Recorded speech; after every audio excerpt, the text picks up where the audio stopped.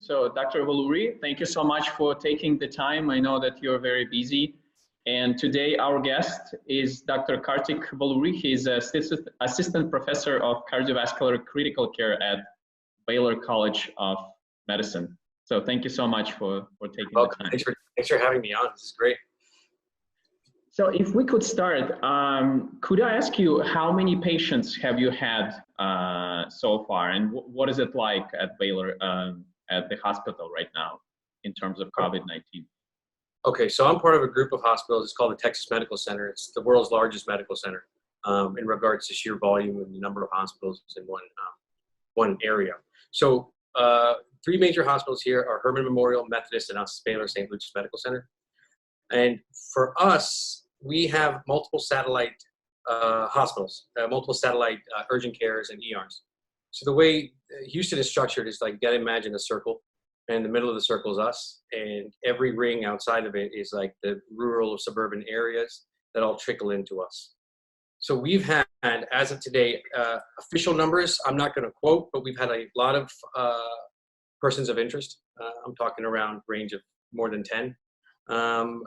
Confirmed positives, we definitely, right now we have 2. But that doesn't mean that's all we're seeing, because in their satellite centers is pretty much where they're coming from. So these numbers, I don't know if I'm allowed to release exactly the number in our unit. That's my higher ups. So this is roughly 2 for sure that I've been in direct contact with. Okay. And so you mentioned that you're working on putting together guidelines. Can you talk a little bit more of how do you do that? Because I know there are several different guidelines from Wisconsin, from MGH. Absolutely. There are Chinese, there are Italian, and it's a little bit of a mess. It's a lot. Because let me see it this way. Let me talk about big picture, the way I approached it. The beauty of what's happening right now is that we're all in this together. Literally, the entire world is in this together. So the way I'm trying to construct how I look into this is a stepwise fashion. First came Chinese. Look at their guidelines and see what they faced. What did they learn from the disease? Look at Italy, South Korea, what they did. Then we come to the United States and all of our major centers here. There are the urban centers, especially New York. You know, God bless them right now, that they're in the midst of the incline, the surge. So looking at individual institutions there, New York Langone and Lenox Hill, I have friends there that have been able to sort of share with me their guidelines. So what I do is I put these all together and go through first I create a construct. What are the main things? Patient classification, right? Symptomatology, disposition, where are you gonna put them in the hospital? Are you gonna immediately take everyone to the ICU? That's gonna overload us. You're gonna take them to the floors? That's gonna scare the other people that are not, like, is it functional over there to place them there? Can they go home? You know, and there's that messaging too that we have to figure out. So that's the next thread. How did people classify? And then so on and so forth, like clinical criteria. Who needs what type of care? What kind of oxygen supplementation do they need? Who meets the criteria for the specific type of oxygen supplementation and the criteria for that? Then the next step is treatments, right? The most debated thing right now amongst all centers is treatments. So we work in a team of an infectious disease doctors, a big group of them. We work with Dr. Hurley, who's our director, the chief of critical care services here. And we work with the hospitalist group. And then we try to get a comprehensive approach to, hey, what's our standardized view? What I've seen in general is comparing all of these, and I've gone through as much as I physically could. There's so much, every day it changes. Unique and innovative ideas from everyone. So let's, for example, let me tell you. 2 major types of approaches to coronavirus exist today in general. First major type is do everything possible, despite it being tested or not. Let's try to physiology-based medicine this. Let's try to give them the treatments that are highly debated right now. Remdesivir, hydroxychloroquine with azithromycin, Avigan, which is favipiravir, tocilizumab. Right? These are the big guns. And they're being tested right now in trials, right? So that's the appropriate way. But the problem is, on the ground, trials take a long time to get done. So do we wait for the trials to get done and just give them supportive treatment? or do we just go ahead and pull the trigger because we're in a state where we can't really depend on it and we just have to act? I understand both sides, and that's the hard part about this. But luckily, I don't have to make that decision. It's more of a group decision. Therefore, the approach that we're leaning more on right now is absolute comprehensive critical care with support, supportive care. We have seen studies and outcomes that supportive care, appropriate supportive care, has gotten people through the severe parts of the disease. I'm talking about oxygen supplementation, ventilation strategies, appropriate medications in regards to like super infections if there's antibiotics given, and addressing any other systemic issues that they might have. So it's a work in progress. I'll tell you one thing though, every part of this this guideline, there's something new happening. For example, Nebraska, they have this really cool, innovative way of using UV lights for N95 masks. Now, I'll tell you why that's important. We have a shortage of it, right? We have a shortage of N95 in our PPEs. So we have to reuse them. It's against CDC guidelines to reuse, but right now, what are we going to do? We have to find a novel, innovative approach. A lot of people are expected to neatly put them into a paper bag, store them, reuse them. Under the circumstances, that's the best they can think of. So now, what Nebraska, and it's a really cool protocol, they have it like laid out in pictures. So it's like third grade reading level, helps me out. They have a room, and it's like a clothesline. And what they do is when they're done with their masks, they hand it over to, it's like a dry clean, like a laundromat. They hand it over to the person in charge there, and they classify them and turn on the UV lights. And the UV penetrates and ideally sterilizes these masks so they can be reused in a safe way.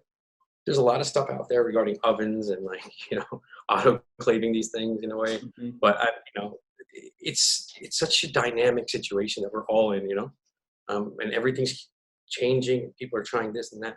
So I'm just trying to stay back a little bit, focus on comprehensive care, what we can do with what we have first, and then go forward.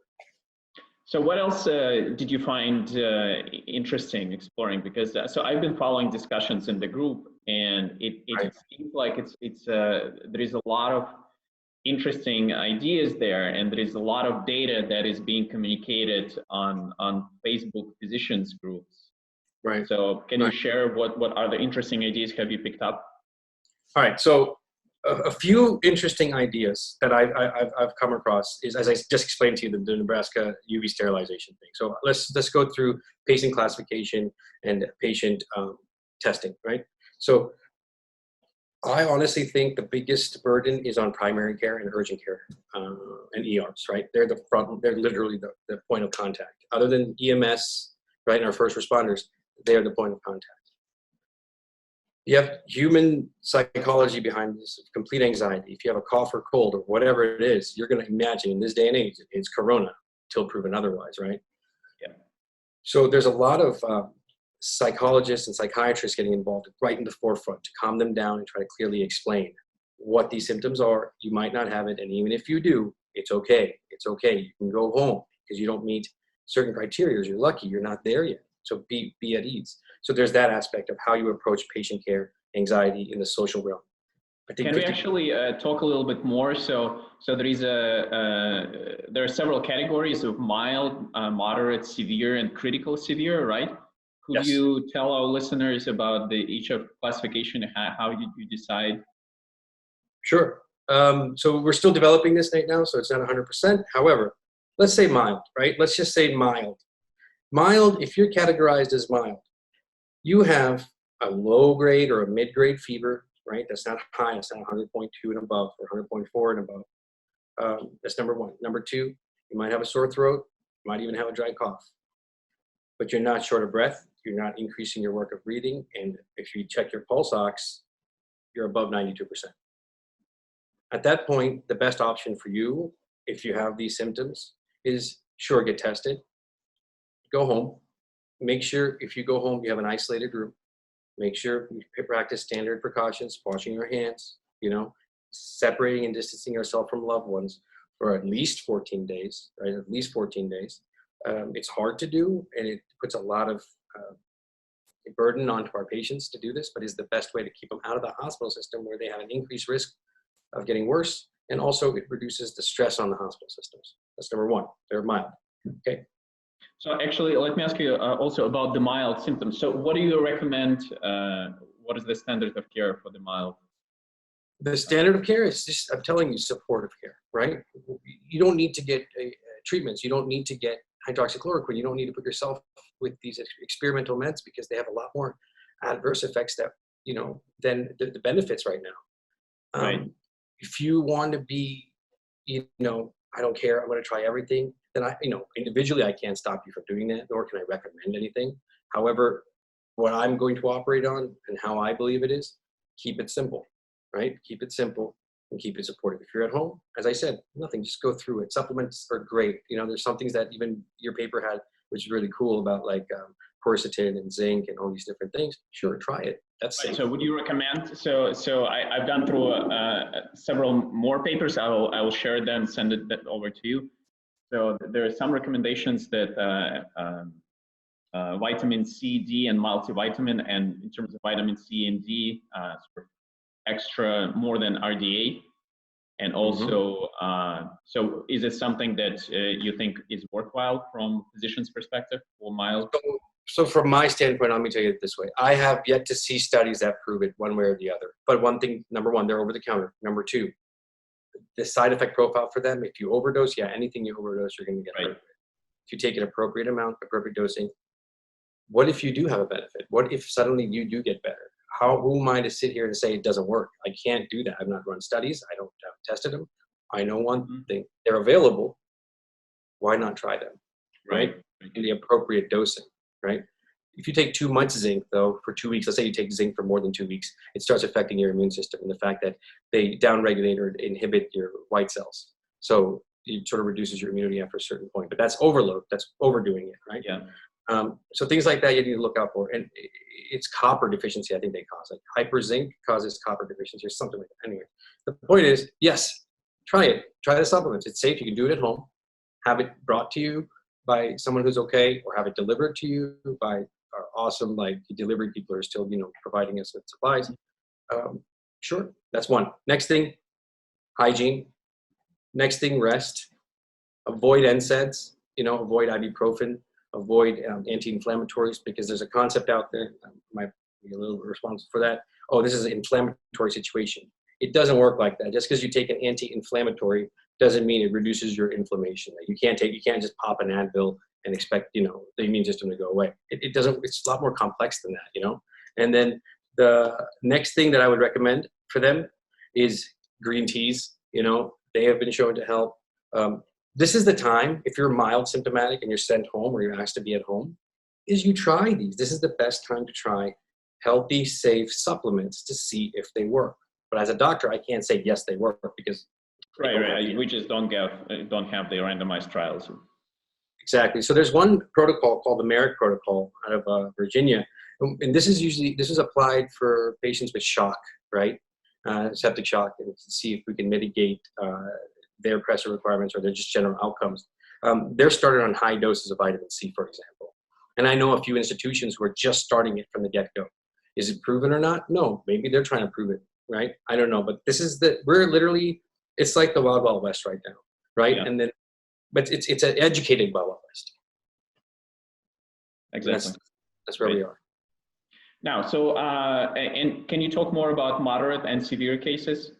Absolutely. So, mild, you have these symptoms. Now, when am I moderate? When do I become a moderate risk? Okay, same things apply, but now your fever gets a little higher and it's persistent. Now we're talking about 100.2 to 100.4 and it's persistent and you feel worse than you did yesterday. Number one.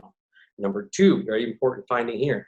You put a pulse ox on you and your oxygen saturation is now going below 92%. Okay, some people say 90%. Some institutions, say 90%. Some institutions say 94. I don't know, 92. It's a safe number. If you're going this way, if your trend is this way, that means something is not right. Something isn't working. So that's number two. And then number three, at this point, is a chest X-ray. Okay, if your chest X-ray has findings, radiographic findings of a developing process like a pneumonia or infiltrates or something, that right there buys you a ticket to go inside the hospital. You're moderate. Okay. Next thing is severe. You have. So actually, let me ask you a question. So, do you know if mild patients would display any chest CAT scan abnormality, or it's only the moderates that will display the abnormality? So it's not so clear cut. That's why this virus sucks. I hate it. The thing is, you can have mild symptoms and then you'll have chest x-ray findings and then you're immediately upgraded to moderate. You can have mild symptoms and your kidneys are failing, you're upgraded to moderate. You have mild symptoms and you have elevated troponins that indicates heart involvement, you're in moderate. Liver enzymes change, you're in moderate. So it's not clear cut. It's very clinical and dynamic. You look at the entire body, not just the lungs, not just the breathing, and not just the x-ray. If you have any other organ involvement or any other evidence that you, without a previous chronic history, right? A new development of renal disorder, heart dysfunction or liver dysfunction, you're automatically considered someone who's at moderate risk. Mm-hmm. So would you do a chest CAT scan on the mild? Depends. So this is very institution dependent and it's very resource dependent. Not everyone will get a CT. I think most people will get a chest x-ray, a portable one, because it's ease of access, easy to do, and quick turnaround, right? It's immediate. So I think majority of the people who come in with any type of respiratory symptoms in this day and age will automatically get a chest x-ray. At least here they would. Other places, say, if we get deflected before they come into the hospital system by urgent care or primary care, which they do auscultation, we still use a stethoscope, right? And they hear some findings, they might say, hey, listen, you might need to get a chest x-ray, you need to go to the center, you might need to go to your hospital, get that checked out, make sure you have nothing developing. So there was this paper recently that tried to, I think, make an argument that chest CAT scan has higher sensitivity than the traditional COVID-19 testing? Absolutely, absolutely, because we have a higher resolution picture. It's pretty much become gold standard, but there's three things that are problematic in this situation. If I have sufficient evidence that you have the symptomatology, the clinical signs that you are having, impending respiratory failure, and then I find a chest x-ray with bilateral opacities that indicate to me that that shouldn't be there, right? I don't need to send you to a CAT scan yet, I might need to use CAT scan later on to see, prognostication, see if you're getting better or not. But I pretty much know right there that I am going to treat you as a person under investigation until I get the test back. And when and if they're positive, that's, you're done. CAT scan is good when you don't have radiographic findings, right, on chest x-ray, because early phases, both CAT scan and chest x-ray won't really show much, but CAT scan has a better chance of picking it up earlier. For example, comes in, borderline O2, let's say 92, 91%, right, is oxygen saturation. Okay, same symptoms. Fever is not exactly 100.4, but it's at 100, 100.1. Chest x-ray is negative. I'm not sure, this guy is a young, healthy guy or even an old, healthy guy. He shouldn't be having this. Let's put him in a CAT scan. But if we put him in a CAT scan, remember, that's a fixed, radiographic test. It's in a room. It's multiple use. You're increasing chance of cross-contamination for other patients coming in and using it. If you have a stroke, you need a CAT scan. So we're blessed to have a big center that has like a few rooms and a few CAT scans, but there's community hospitals that only have one. There's some hospitals that it might not even be working today. So there's a lot of things that are involved before that decision is made. I mean, it's not like you walk into the hospital, you're on a conveyor belt, you go this, you go that, there's nuances to it. So basically, let me get it straight, because so you're saying that a chest CAT scan is going to have higher sensitivity, and you will have an opportunity to see much more as compared to the X-ray, right? Yes, absolutely. Just based on this technology, and that applies to anything really, not just COVID. And I just want to make it clear for our listeners. And then the second idea was that there is a higher probability of viral contamination with the CAT scan rather than the X-ray. I mean, is that true? Based on common sense, right? Yeah, I mean, based on common sense. You cover up the patient with the surgical mask or N95, whatever you guys have, to prevent him from spreading his droplets, right? You put him onto the conveyor. We have to imagine we don't know what his clothes look like. We don't know how much he's dispersed. We don't know his viral load. I'm just saying in general, you're putting a patient that is suspected of having a virulent virus into a room that's used by multiple people. And yes, it's not like they're not going to wipe it down. It's not like they're not going to sterilize it after each patient, but that's still operator dependent and chance, right? Right. So basically, hospitals should have sterilization procedures after each patient. Absolutely. Right. But then ultimately, you cannot get rid of the aerosols potentially stuck in the air unless it's a negative pressure room. Is that correct? Correct. So the aerosol aspect of this thing is still debated, but they say that it does. The droplets can levitate or exist in the air for several hours. Some people say a few minutes. I still have to get a consensus on this.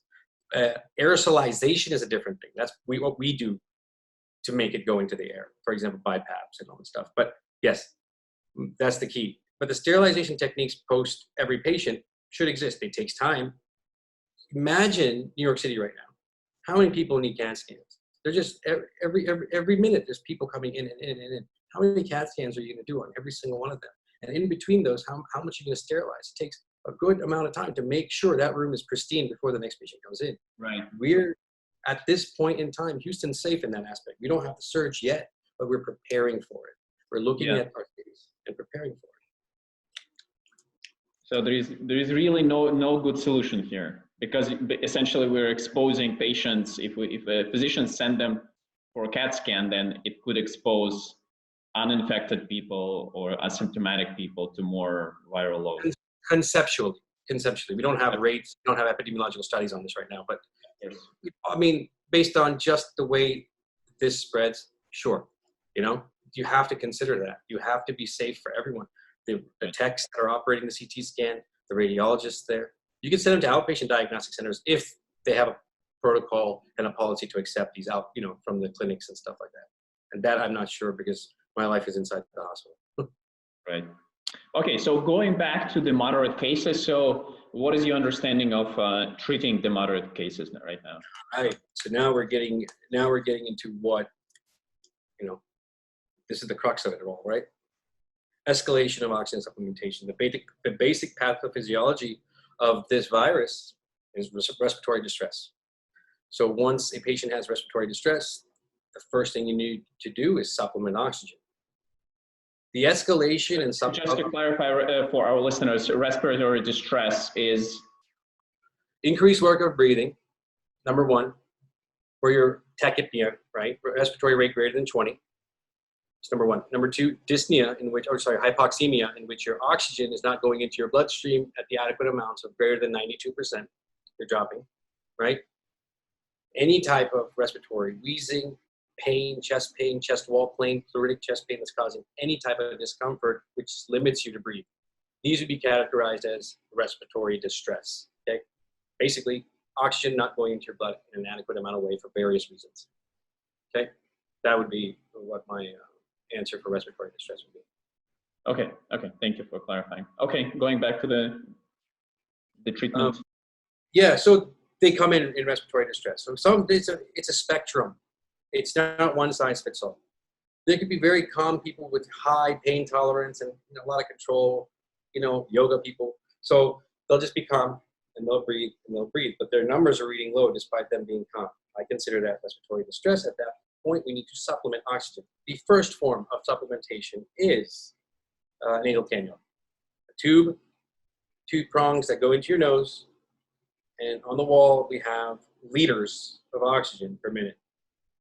The basic nasal cannula will go from anywhere from 1 to 8 to 10. It depends on the institution, right? So we can do up to 10 liters of supplementation on this. But the problem is it's just passive flow. It depends on the patient to breathe it into their nose and in. We're giving you more fraction of inspired oxygen than our atmosphere, so that supplements you. So good. We do that. We symptomatically treat them. They, have fevers. We might consider Tylenol. If we're suspecting an infection, we might give them antibiotics, not for COVID. If we suspect a bacterial infection, we'll treat that. Renal failure, we'll try to give them some, a little bit of fluids. If they have any evidence of any other organ dysfunction, we'll address that organ dysfunction. But the point is, we're supplementing oxygen. Now, let's say I'm doing this and the nasal cannula is not working. It's not enough. They're still low. You maxed out. your nasal cannula, and they're not saturating above 92%. What are you going to do next? Our next option is something called a high flow nasal cannula. This is debated. As we increase velocities, right, the speed of which we deliver oxygen, the pressure in which we deliver oxygen, there's an increased chance for something called aerosolization. This is that debate. Oh, it's airborne. No. It's not airborne. Aerosolized, meaning that we are causing air to be pushed into the patient's respiratory tract. They're naturally going to cough. They're naturally going to breathe out. Something's going to happen where that high speed takes it through their respiratory tract and has an exit point. And that puts it into the air, right? And that's aerosolization. And that's why studies have shown that we are meant and should avoid aerosolization procedures. It's not guaranteed. If we have a negative pressure room, that's okay, because it sucks it up. But ideally, how many negative pressure rooms do hospitals have? I don't know. We have like 10 or 12, right? But in different units, we have more. But the thing is, that's the risk that you're doing. That's number one. That's number two, right? A high flow nasal cannula. Number three, this is a different type of high flow. It's a higher flow. We basically, based on fraction of inspired oxygen and liters per minute and the velocity that it's giving, it can go up to 60 liters per minute, right? Up to 60 liters per minute. It's called Vapotherm. That's a brand name. But that is also a higher speed. Now, this is also recommended against because you're increasing your chance for aerosolization. The person delivering it to the patient setting it up is our respiratory techs. They are the best. And they're right there. So, we're increasing healthcare workers' risk to it by aerosolization, but we're also treating the patient. Usually by this time, their oxygen saturations are fine, and we can supportively take care of them at this stage. The next step, Vapotherm's not working. Now what? Now what do we do? Is non-invasive positive pressure ventilation. And that's when you get, it's called a BiPAP or CPAP. It's a mask they put on, tight-fitting mask, right? You won't even give it a chance to leave your body. You can't leak it out anywhere. It pushes this air in. It uses pressure to jam it down your throat into your lungs and deliver oxygen. Once again, high risk for aerosolization, right? High risk. This is non-invasive at this point. At this point, they're already in the ICU. Finally, if this doesn't work, now we're left with no option than to intubate. But before we get to the BiPAP, the next thing I forgot to tell you is something called a venti mask. It's a non-rebreather mask. It's a mask that covers your face without the sealing of the BiPAP. So this is what I'm saying. We have multiple modalities. We escalate oxygen supplementation to the point of intubation. Studies have shown, and it's recommended, that we don't wait to the point they need to be intubated, that we decide to do an elective early intubation to prevent all of this stuff in the middle and reduce aerosolization. And that's the oxygen supplementation part of treatment. Okay. And where do you put the line between the moderate and severe and the critically severe? Good question. All the moderate symptoms, hypoxemia, number one, refractory hypoxemia, and the fact that none of the basic supplementation is working. We know this patient is going to crash. Increased work of breathing, patient's getting tired. Sepsis or shock in the fact that their body's not able to keep up the blood pressure. Any signs of organ dysfunction, heart gets involved. The liver, kidney, as I said earlier, that they're failing, right? They're in multi-organ dysfunction. We don't wait. That's a pretty quick progression. Progression of symptoms in 24 hours or going the wrong way despite maximal supportive ICU care, intubate. Severe patient, severe critical. This is that severe critical part, okay? Mm-hmm. Severe would be maximum escalation of oxygen supplementation up to Vapotherm or BiPAP. That's severe. But if they fail those, we shouldn't even wait at that point, to be honest. But if they fail those, they are in critical. That means we do intubation, mechanical, and not invasive mechanical ventilation. Okay. That's okay. Thank you. And so all healthcare workers, doctors, physicians, other hospital staff are at one of the greatest risks. So what are your thoughts on protection? And I think we all depend on protecting the physicians and nurses and other healthcare workers. Yeah. You are at the epicenter. Yeah. This is the biggest point of contention right now. And I released a video yesterday just explaining like how a director thinks, like the critical care unit, because there is a system in place where doctors just doctor, you know. We don't think about supply chains. We don't think about like inventory stocking. You know, that's not, it doesn't fall on us. We take it for granted. Now there's this shortage. Now there's this scare that, yeah, as a human, I don't want to get the virus. I don't, as a human. As a doctor, I don't want to get it because that's going to take me away from the battlefield, right? That's going to take whatever I can do for these patients away. So that's a big detriment and puts the burden on my colleague who's still there. So what do? We do have N95 masks, which are recommended. If they fit well, they're not overused, and they're appropriately put on and taken off. Okay, that's very important. And it's not just doctors. Nurses spend more time at the bedside than doctors. Respiratory techs that take care of all these oxygen supplementation spend time there. The environmental services people who clean these rooms spend time there. All of us, administrators, right? Nurse assistants, you name it. Everyone inside that hospital is at risk, period. How do we all get it? In the past, use and throw, careless, right? It's a standard protocol. We think and we feel so secure till we realize what's happening now. What do? N95 mask, current policy, at least in this hospital, every hospital is different, so please don't blame me for giving false information. Let me just talk about what I know. We are to reuse our N95 masks, okay? We are to reuse them in a safe manner in which we can don them and doff them, put them into a bag, and put them aside. CDC does not recommend this, but what are we gonna do? Where are our masks? Another innovative method that people have done is put the N95 on, make sure that's yours. You know, I put my name on it. Put the N95 mask on, and on top of it, put a surgical mask on, which acts as a cover for it. So while we're still sort of resources up right now, we can take the surgical mask off, throw it away, and the N95 is relatively safe. Wait, can you say it again? So what is the point of putting a surgical mask over N95? So we need to reuse the N95, yes? So if we need to reuse the N95, this surgical mask on top of it, it's not for filtration or anything. It is a cover. It is a cover for the N95 mask, so we can, if we are contaminated by any way, the droplets and the virus won't be on our direct mask. It'll be on the cover of the mask. So we take the cover off and throw it away, reducing, technically, theoretically, reducing the contamination of the N95 so we can reuse it again. That's another novel approach, and a lot of people are actually doing that. But we're going to run out of surgical masks too, so we won't have that either. The cool thing with Nebraska I told you about, which we're trying to see if it works, we're doing a pilot, is sterilizing them. If you're done seeing your patients, take it off, hand it to the person to sterilize it with UV light. Nebraska did it. It seems to be working for them. This is really cool. We'll see how that works out here, if it's practical or not. So these are ways we just have to be extremely careful. We just have to be extremely careful in how we put things on, how we take them off, not get them dirty. Once they're dirty, soiled, overused, throw them away. Don't fit well, throw them away. Deal with it. Tell your administrators you need another mask.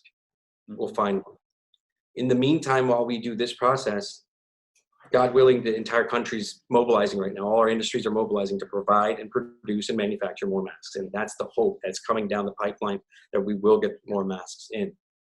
That's all we can do, really. It's just. By the way, do you have an understanding, or is there even an understanding of when these masks might be coming? First of all, my rank in the hospital is not privileged to this level of information. This is more of like the executive meetings and stuff like that. But from the emails I'm receiving from colleagues and other suppliers and manufacturers, we're looking at end of May timeframe. End of May for an abundance. So if you imagine at the end of May, it'll be in full mass production. Don't quote me, please. If end of May is mass production, you'll see a slow ramp up. But my opinion, and my honest opinion, is majority of these resources should be diverted to surge areas. New York City, LA, Washington, New Orleans, Florida will soon be. The cities that we see the graph go up. After that, whatever's left should trickle into the other metropolitan areas. And then after that, we should be sending it into the communities. And then after that, the general public, if we have that much abundance. right? And I think that would be a proper rollout. I'm not a policymaker. I just have opinions. Mhm. So one other question, how do you differentiate between the COVID-19 pneumonia and non-COVID-19? Is That's a that good through question. the test? Yeah. Okay. This comes down to an infectious disease doctor, so they'll probably destroy me because they're extremely smart people. But it's nuanced and it's sort of straightforward. Right now, after talking to Dr. Walt Coburn, who's our ID guru here, there's para-influenza right now. There's allergy season, pollen's out everywhere. It's spring now. There is other viruses, rhinoviruses and whatever, okay? All of these, unfortunately, have the same symptomatology as coronavirus, okay? In the past, when they said, oh man, he's positive for coronavirus, like, all right, he has a cold. But this is a novel coronavirus. It's not the same coronavirus. Okay. As I said, we have to be disciplined in the way we approach it. Symptomatology and clinical signs. If they have a cold, good. I had one of my closest friends in Tampa. I was freaking out. He had a severe cold and he was exposed. He's a healthcare worker. He had a patient. And I was worried. We check in on him every day. You know, he stays positive. He's a doctor. He knows. His wife also started developing symptoms. He was worried. They have 2 little kids. As a human, you freak out. And I would too. Man, I hope it's not this, man. You get tested and it comes out negative, fine. But that's what I'm saying. Not everyone has the opportunity to get tested yet. It's getting better. But yeah, in this day and age, you will get the test to differentiate if it's that or not. But if you can't, let's imagine the test didn't exist. You have to go through it. You can't go around it. Symptoms. Know the symptoms. Know what you're going to feel like. Know that this could most definitely be just a common cold from various other viruses. The flu is still around. So it can be the flu. That's not good either. So you got to cool down. You got to cool down a little bit. The things you're looking for is the breathing, the shortness of breath, increased work of breathing. Your body's going to tell you this is not your normal cold. We've all had colds before. Every single one of us. We've had severe colds. All of us had the flu. Some of us had pneumonias. We know what's different. The quickness of it, the weirdness of it. Something's off. The character of your cough is off. The way you're breathing is weird. Let your body tell you that this is not the normal thing. But when it happens and you start developing symptoms, just take it easy. Take it easy. You have time. Just take it easy. Yeah. Breathing. Comes down to breathing. If you're breathing bad, that's when you know. So there is a lot of, naturally, there is a lot of anxiety. And you mentioned earlier that psychologists and psychiatrists are getting involved. So what is your vision for the role that psychiatrists and psychotherapists potentially could play in dealing with the anxiety and helping the physicians on the front lines? This is a good question, and I sort of got to talk about myself right here real quick. The ability for me to even be talking to you right now is because of a viral video, that I made after listening to 2 healthcare workers at a different institution in the community debating this virus and debating its symptomatology, not believing in it, being very important healthcare workers. At that point, I had to get information out there, right? I told the people. After that video got released, the response to that was amazing. First of all, thank you, everybody. But the amount of questions that are coming in just showed me how much misinformation is out there, right? And I'm a doctor, and I have to be scientifically professional amongst my colleagues. I don't talk to them the way I talk to like my videos. But the people need to feel as if someone's talking to them directly that knows a little bit more than them, right? I don't know everything. I do not, right? There's a lot of smarter people out there. I'm just trying to communicate in a way that they can understand. And that's where the psychology and psychiatry come in. Communication. There needs to be transparency between the healthcare environment and the general public. That's a very important bridge. So they know doctors are human too. They're facing the same fears as they are in the community. But what are we doing scientifically to combat it?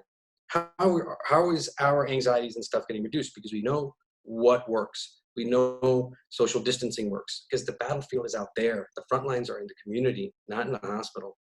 That's the most important thing people need to realize. We know that social distancing works, hand washing works, not touching your face. By the way, these are hard things to do, not touch your face. It's insanely hard for me not to do it. But these are the things that work. Fine. We know medical treatments that work, but I hope I don't see them. I hope that doesn't come to that where I need to take care of them in the hospital because they practice good precautions. Psychologists and psychiatrists can come in. They have different methods of talking about, you know, how to manage anxiety, how to cope, how to deal with stress, you know, different practices and stuff like that. That's not my field. That's their field. And they need to use that expertise for the community in this day and age, especially with the media, especially with me online talking about like scary stuff. And it's important. They have a huge role to play. They have a huge role to play. Social media has a huge role to play from educated people, you know, from the people with a skill set. Social media has a role to play. And I think it's very important. Yes, of course. And the foundation for reducing anxiety is the proper scientifically based, valid information rather than the fake news, which is exactly. a lot of that. Consensus on it by scientists, doctors who are dealing with this. Consensus. When you see a bunch of doctors agreeing on something, you're going to believe that. When you see one doctor saying, no, you know, this works, you know, this works, you don't want that either. That's why I'm very careful when I say my opinion, possible, maybe, because I cannot sit here and say definitively this works. Shit, I don't know, man. You know, it's like I'm following papers that other scientists have done. We're following other papers other scientists have done, and that's what research is. That's what the medical evidence-based research is. It takes time, but it's based off of appropriate sources, appropriate knowledge, tested scientific knowledge, and that's what we need to base all of our information on as much as possible. That's why these groups are very helpful, the COVID groups, because the people on there predominantly are all healthcare related people. They're all doctors, they're, you know, scientists. I mean, there's people that are putting it out there. And then the healthy debate that's happening on there, not trolling, you know, healthy debate. Hey, that paper is debunked. Like yesterday, I was really tired. I came home and some guy put up like guidelines on how to like put your N95 masks in the oven, and how to properly sterilize them. I was so excited, like, oh, he has a protocol written. This must work. And I was about to share it, or I did share it, and immediately like 6-7 people was like, no, don't share it, blah blah blah. You know, that's not proven. And then I'm like, oh, I have to get back online and read. You go back online, you read other papers, and you're like, okay, well, wait a minute, this is all maybe science, and I can't rely on maybe science right now. So it's just the world we're all in right now. Yeah. So actually, I would like to, for maybe one of the last questions, I would like to go back to how we can support both the healthcare workers, which are at the highest risk, as well as other groups, you know, people with multiple disorders, comorbidities, which you know, are likely to be at a higher risk. And the standard public health protocols usually just talk about, you know, standard stuff: washing hands, social isolation, which of course should be taken, you know, as absolutely of utmost importance.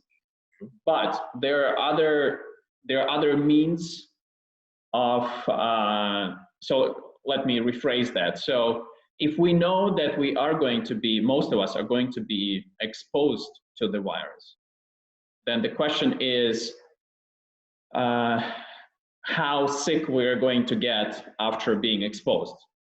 And this is basically controlled or regulated by the state of the immune system and the nervous system, right? And so basically what we do know from science, not from randomized trials, but well, some of it from randomized trials, is that, for example, micronutrients are intrinsically involved in the regulation of the immune system, right? So these are vitamins and trace minerals, sleep, stress. So I read some papers actually today that basically talk about that. It seems that the supplementation with vitamins and trace minerals seems to be working for those people who are either deficient in them or who are under, for example, physical stress. So it could be that, for example, when physicians and healthcare providers are working overtime and are sleep deprived and are under emotional stress, then their immune system will need you know, greater support. Yes. And that means that there is probably relatively strong evidence there might be evidence for supporting the people who are at the most risk with any kind of supplements. So what are your thoughts about supporting healthcare workers, like additional support, not just on top of the personal protection stuff? So this is great. I think this is a good, it's actually very cool. All right. Supplementing our bodies, right? That's literally what it is, supplementing our bodies to withstand stress, to maintain a healthy sleep cycle, and to have, not have a vitamin deficiency of some sort, which can further harm our body or our ability to fight an infection. Let me base it on two things. Number one, we can't talk about evidence-based medicine at this point. We're going to talk about physiology-based medicine, okay? So that's how we can talk about this, physiology-based medicine. If we have to go down evidence-based medicine, forget about it, not right now. Because the general thing is, oh man, you take those vitamins, you're just going to pee it out. Which, yeah, you do. You do get rid of most of them. But the thing is this, if you are deficient in any of these things, absolutely, obviously, you're going to need supplementation. If you have a deficiency of anything, that's not homeostasis. You need to refill, replenish in that. Do we know we have deficiencies of certain things? Overt cases of vitamin deficiencies have syndromes, have clinical syndromes. We have diagnoses, we have tested, we have evidence-based medicine on how to treat them. If you have a riboflavin deficiency, give them riboflavin. Iodine deficiency, iodine. So that's the physiological approach. Now, we do know, and studies are there, because you read it from medical school, stress affects your immune system. How? Catecholamine release, adrenergic activity. I don't know, there's a lot of physiological theories. Sleep cycle is the same thing, your regulation of sleep cycle. You're looking at a healthcare worker who has to do either double shifts or is already anxious and things, so draining. Me as a critical care doctor, I know exactly what that feels like. Very exhausting, because all you need is one patient to not do well, and that's your day. So supplements. So I read your treatise on this, and it's really cool. Like quercetin, zinc, the micronutrients. I got to be simple about it. Do I have evidence-based knowledge that these are going to work 100%? No. Do they cause severe side effects? Only if they're overdosed. What if you take them on a regular basis and your body doesn't need them? You pee them out. Your body automatically gets rid of them. It doesn't need it. But what if they do help? Either psychologically, physically, right? Or preventively. How are we going to know that? By taking them. Simple as that. Does it hurt you to take them? It might hurt your wallet, it might be a little expensive. But why not? Let's throw everything we can against this virus as long as it's the right thing and it's a safe thing to do, right? What's the difference of me saying, oh yeah, man, hydroxychloroquine and azithromycin, let's do it, man. But no, zinc, quercetin, no. It makes no sense, right? We're at a stage where we don't have the luxury of waiting for evidence-based medicine. We hope for it and we're being patient for it. But if you're in a surge situation, you're going to try to do everything you can. But when you're doing that process, don't forget what's right. Hydroxychloroquine has a lot of side effects. People taking it prophylactically. I've seen a lot of myocarditis patients right now because of the damn drug. Azithromycin messes up your QTC, okay? It messes up your EKG, basically your heart rate, okay? And that can lead you to cardiac arrest unnecessarily. So there's a lot of harm involved in all these drugs. So when we have vitamins that we know that can either supplement us or they get excreted from our body and we're just wasting money, who cares? Take it, do it. As long as it doesn't harm you. Don't overdo it. Don't let it harm you. Read about it before you take it. Make sure it doesn't interact with other medications in your body. That's very important. This is a beautiful topic to talk to your primary care doctor about, your family medicine doctors. They're the ones that have this knowledge. A critical care doctors, we just got to pull you out of a nosedive, A primary care doctor takes care of your lifestyle, right? A critical care doctor just takes care of your life at a certain point. And it's important to engage people with more knowledge on this topic, people who have both an MD background or DO background or whatever, like an empiric science background versus a holistic science background. Get them together and let's see and try. Maybe this is the age we find out that micronutrients and supplements might actually be beneficial. So that's my don't choose a side way of saying it. So I'm thinking that maybe I will put together a post in the group, because I think it might be valuable information to distribute, first of all, among physicians, Yes. to support the physicians' health first and foremost. Because I mean, it's a good thing for physicians, and then if our healthcare system, if physicians start falling sick, then it's going to be, you know, a disaster for absolutely everybody. And unfortunately, I don't see a lot of conversation about how to protect the physicians aside from the PPE, aside from the most needed and also the most obvious. But I think there is something missing from that. Yeah, and from that this conversation. holistic approach is awesome because it's another branch of how we can protect our bodies to fight this thing, other than mechanical stuff like masks. So Yeah. I agree with you on that. Well, thank you so much for your time. It was very, very interesting and very educational for me. Awesome. Likewise. Thanks for asking these questions, man. It's my first interview ever. Excellent. Well, I hope we will be able to follow up in a week or two to see your progress in putting together the guidelines and how things will be rolling out. Yeah, my deadline's Friday, so that's what I've been told. So that's all I'll be doing. But thanks a lot for your support, and I really like the group that we're in, and it's so helpful. It's so helpful for me, at least. You know, it's so good to hear different voices, different opinions. You never know, man. And I love your videos, so keep making them, keep educating, and thank you so much for the knowledge that you're spreading. We're all in this together. Thank you. Yes, sir. Thank you very much, Roman. Bye-bye. Thank you. Bye.